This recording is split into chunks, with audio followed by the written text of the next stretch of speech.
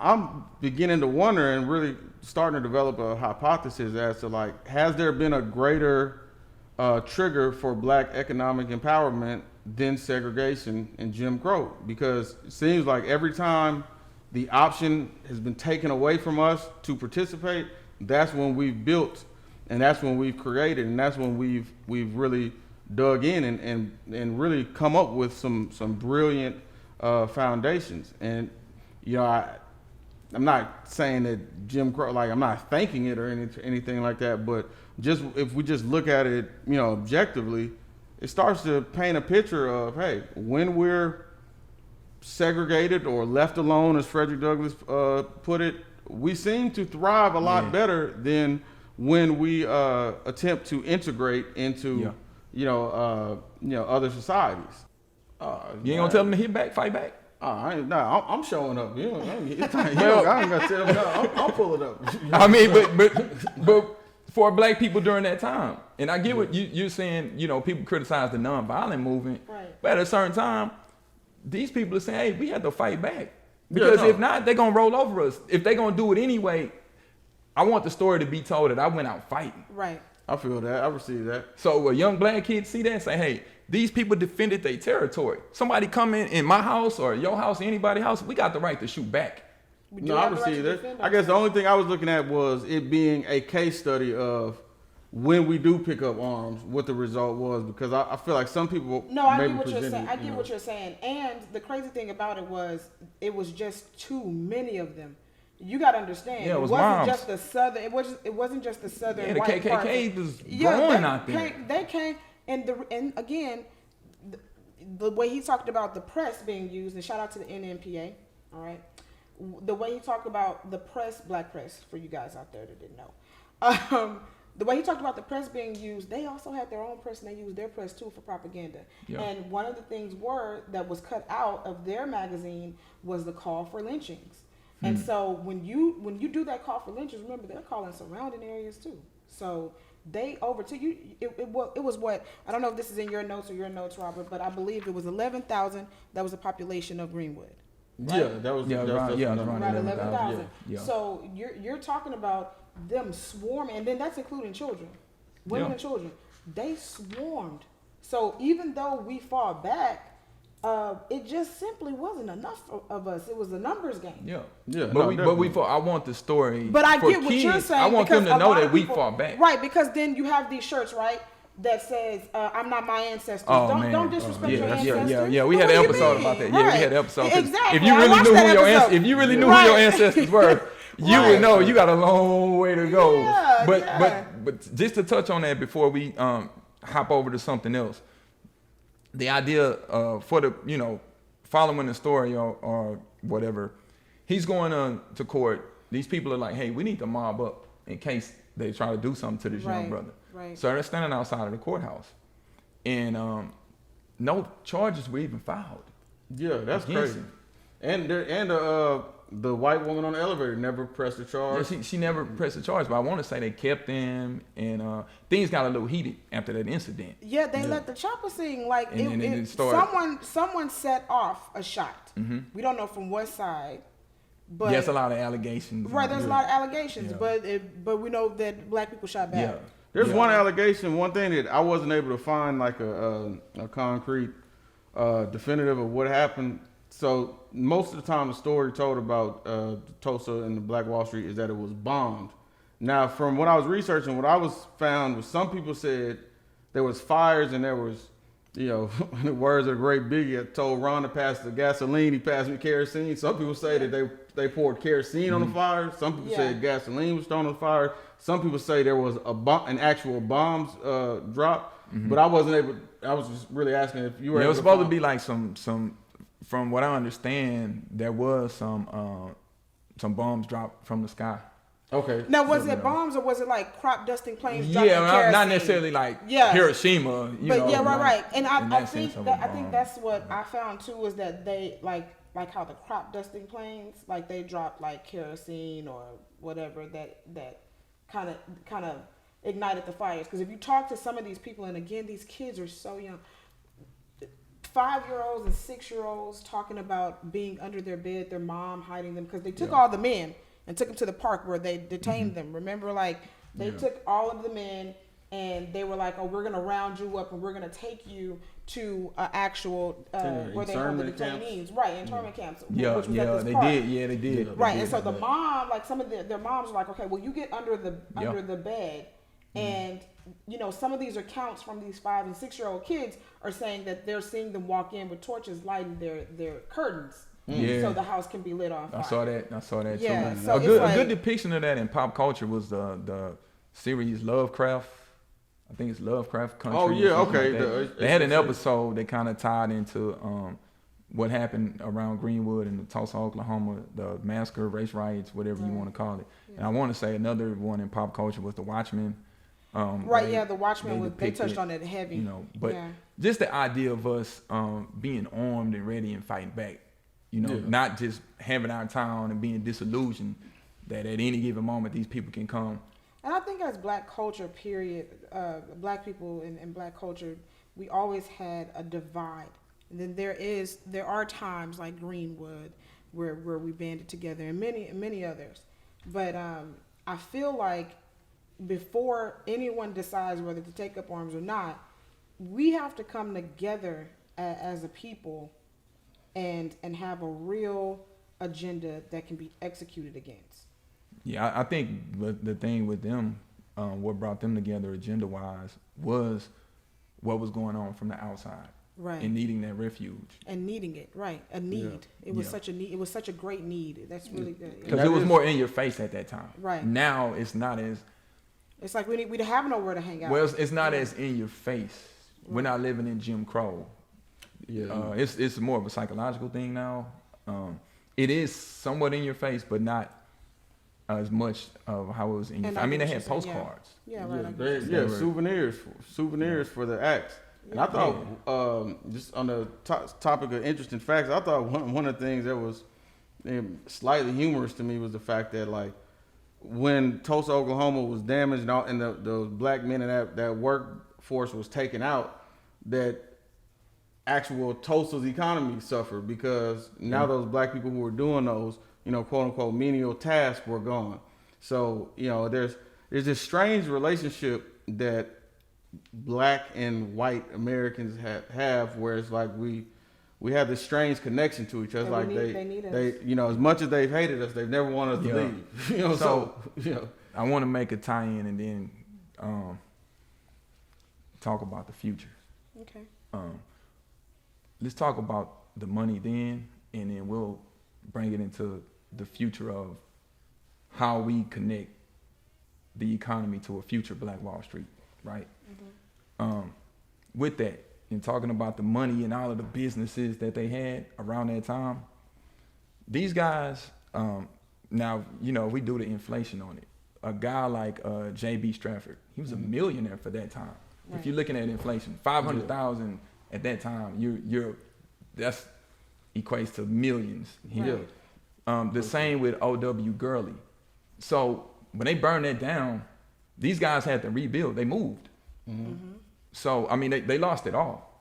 A lot of these elite black people that had these businesses, they lost it all. That thriving economy where the dollar may have circulated 36 times before it left the community. The economy was thriving at that time. So now it's burned, it's gone. Now what do you do? So a lot of these guys that was making all their money, O.W. Gurley, he goes to California. He has to rebuild. You got to start over. Yeah. Mm-hmm. They were like you said, they were literally living in tents after everything was burned down. They had tents, just like how we have Tent City around under the freeway. Sometimes here in Houston, you ride by, they had big tents.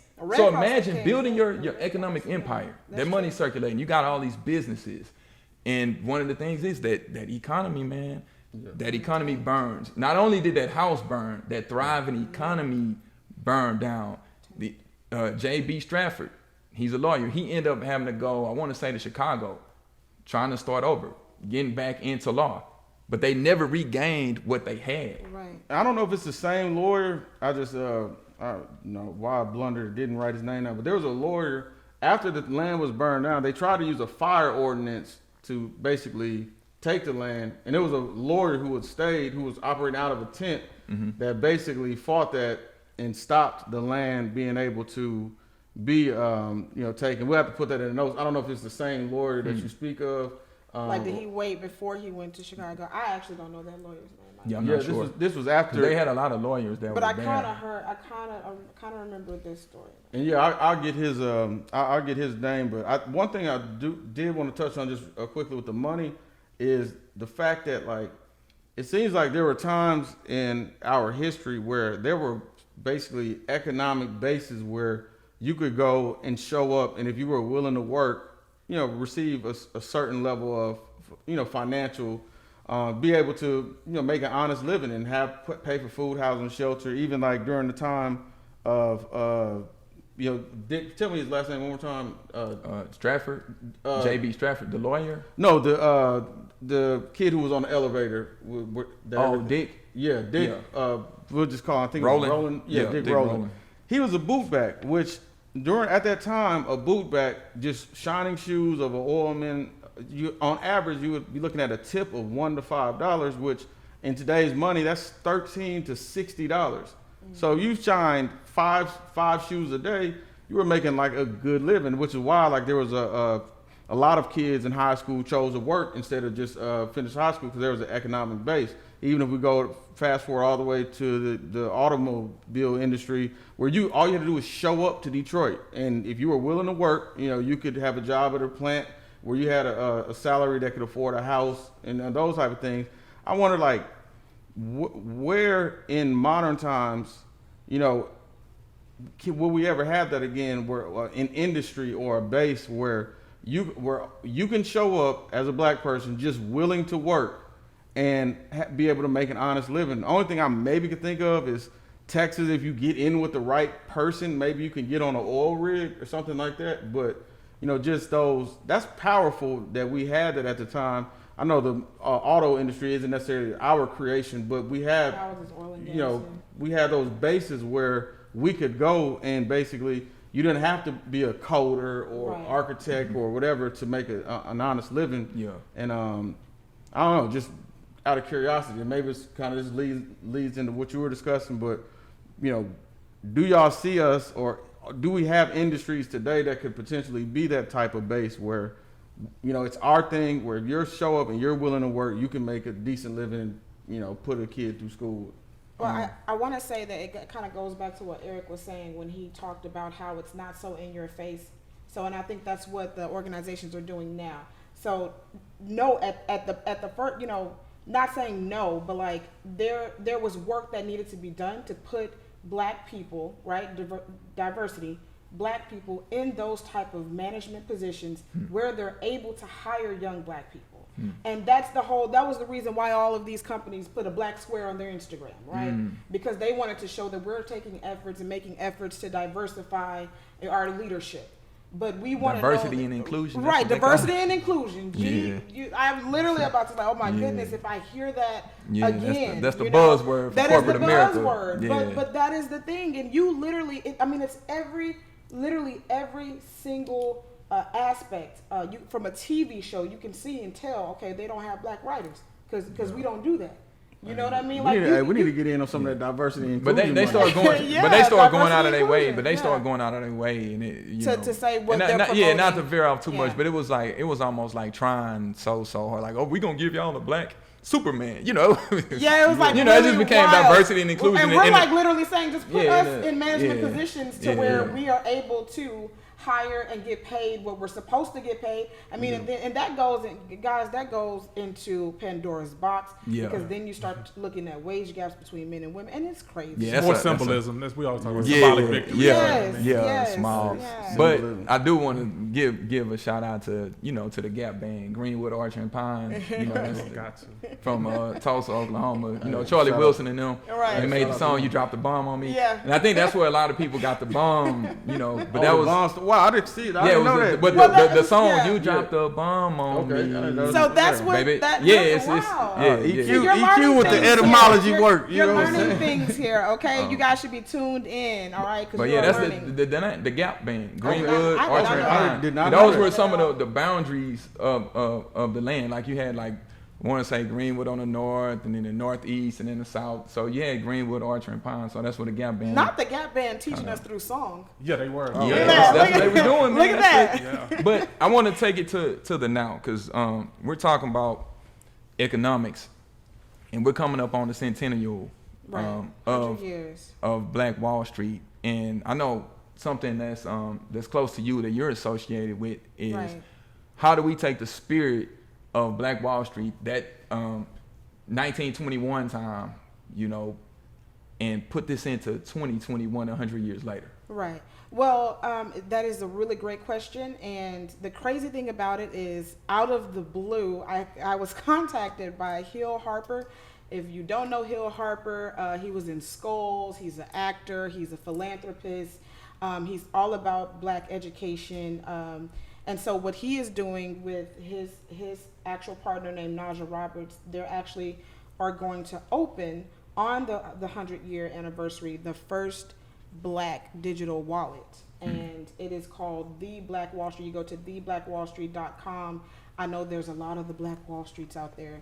But on Instagram, it's at Black Cash Matters, so you'll be able to follow them and see everything that they're doing. I am not associated with Hill Harper. Let me say that.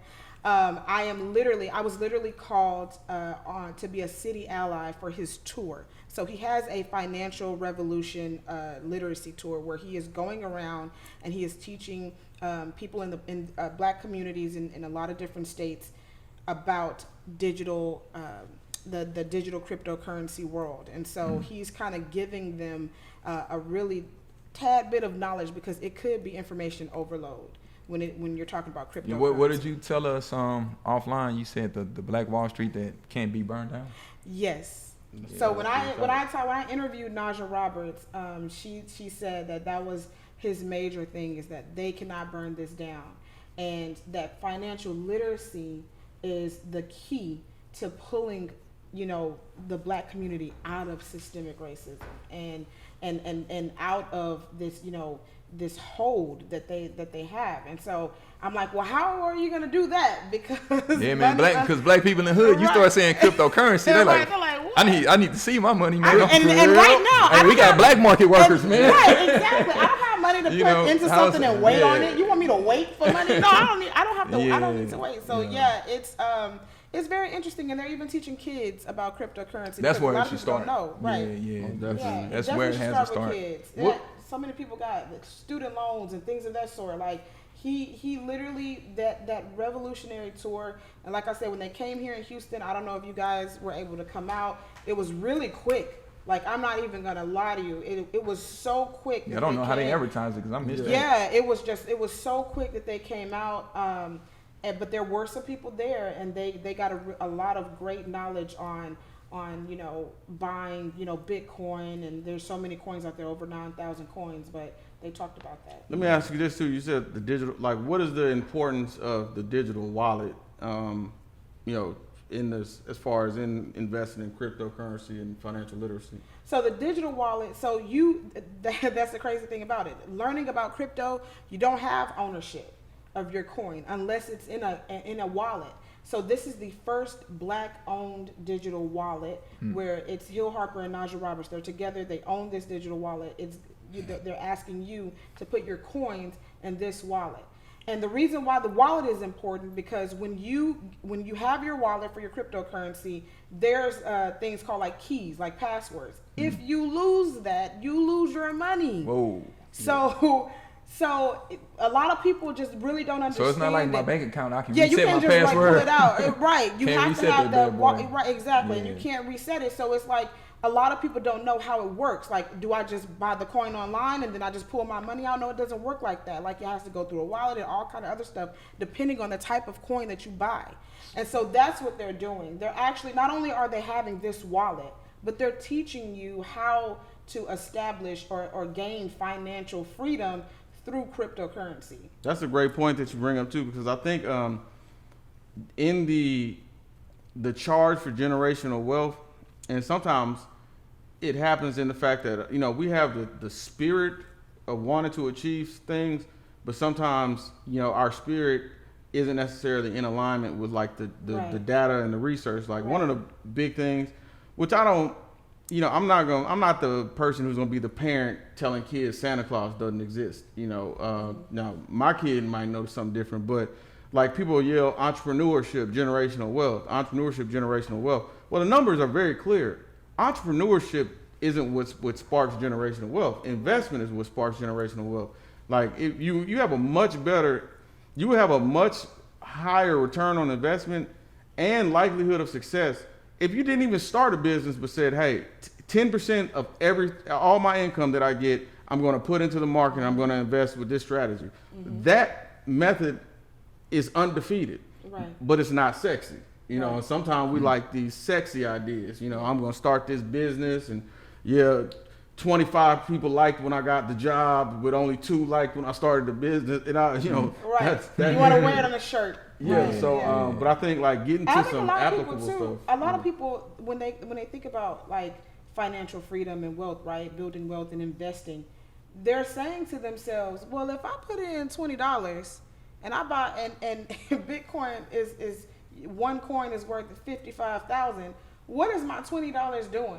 Yeah. What's a fractional purchase? Right, but to them, they're thinking to themselves like, what? Why am I putting $20 into something for me to get back a penny? It's return? A learning curve. Right, exactly. There is a huge learning curve, and so when she talked about buying a satoshis and investing a satoshis and those kind of things, like terms that you're like, well, wait a minute, let me go Google that because like I need to hit me to the game. I'm like, well, what is the satoshis? And she talks about breaking that down, and she talks about even the difference between Dogecoin, which I was calling Dodge for a long time. I was today years old when I learned that wasn't the name. I was like 2 weeks years old, so trust me, I'm with you on that. But like, and I'm still learning cryptocurrency, right? But the thing about it, the thing that they want you to do is, we have to start somewhere.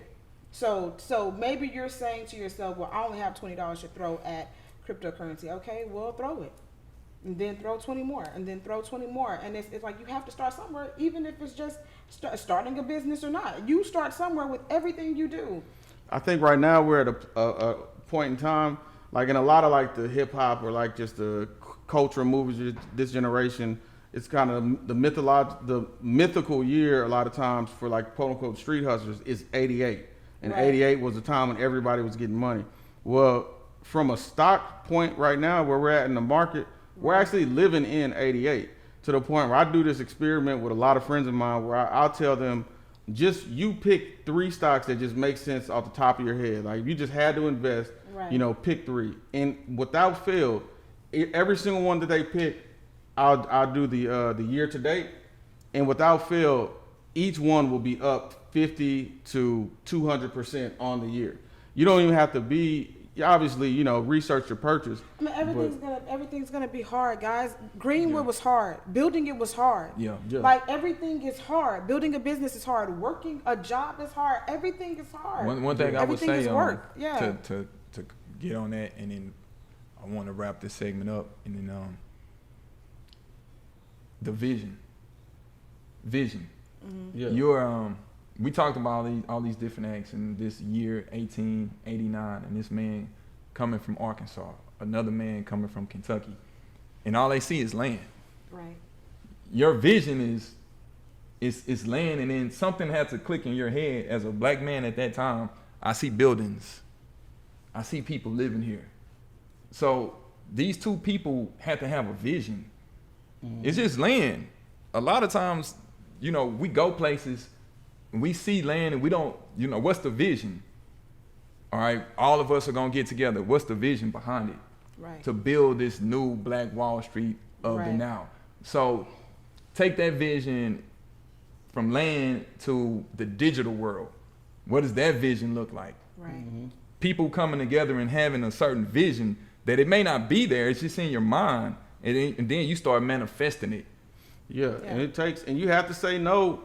And it's I'm not gonna lie, it's a challenge to say no to today benefit. One of the things that, like I'm going through in the business right now is the fact that, hey, my cousin came with a suggestion. If we just reinvested everything, then we could have a real economic base. But I'm like, man, reinvest everything, man. Mm-hmm. I like taking these. I like getting $200-300 Monday, then $400 Wednesday, but it's a sacrifice, and it has there's no, you can't join a fraternity without pledging. So you said something earlier, Robert, and it was very key, and it literally ties into everything we've been talking about today. And you said ownership, and you literally just said it. What is the vision? Who owns the coins? Like, have you thought about that? Who owns Ethereum? Who owns Bitcoin? Like, who ownership, right? Who owns these things? I created Bitcoin. Right. Because it started as a vision in somebody's mind. In somebody's mind. And that it's ownership. And like the podcast, like you guys own this. Like this is going somewhere, right? Yeah. So I would love, if you don't mind, for me to you know what I wanted to do? Almost break. And I had this idea while we on here, and I know we still taping, to chop the brick up and say, okay, we gonna end this, and then we gonna come back with the interview, and that's a whole nother segment. Right. So, this is on the Black Wall Street. On shout out that website again. It's theblackwallstreet.com. theblackwallstreet.com. Right, and if you go to Instagram, it's @BlackCashMatters, and it's definitely created by Hill Harper and his partner Naja Roberts. Got it. So we appreciate you coming in and sitting in as a guest right now. Yeah. As you're a guest, you're not at work, but now you're gonna put on your other hat in a little bit. You're gonna put on your other hat, and then you're gonna interview us, and then that'll be a whole nother segment. Yes. That way people get, they get this like side of you, re-rocking. then they get the other Then side they of get totally Randy. you. Right? So I want rocking with Randy. So to the people out there, because we're gonna close out this segment. Okay. Just whatever you want to tell them. Definitely financial literacy. Look into every type of scholarship before you think about a loan. When it comes to going to school. Also, stop pushing people to go to school that's not ready for school. Like, we need to build and inculcate our own talents in each other. So when we're thinking about Black Wall Street and what they did in the past in 1921, and here we are in 2021, not only just building financial literacy through cryptocurrency, but also building financial literacy, period, for our community. And I really appreciate what these guys are doing, because a lot of the history that they spew out is not taught in schools. It's sometimes I'm learning, and I'm in my 30s. So the fact that I am still learning about our history, and these guys are doing the research and pulling it up, like, this is huge, and if this is your first time watching, definitely stay tuned, because they're on fire. Yeah, hit that subscribe button, man. I'm EQ. Hey, Rob J10X. Hey, this is Gentleman's History Hour. If you're watching this on YouTube, man, hey, y'all, hit the subscribe button, hit the like button. This is Gentleman's History Hour.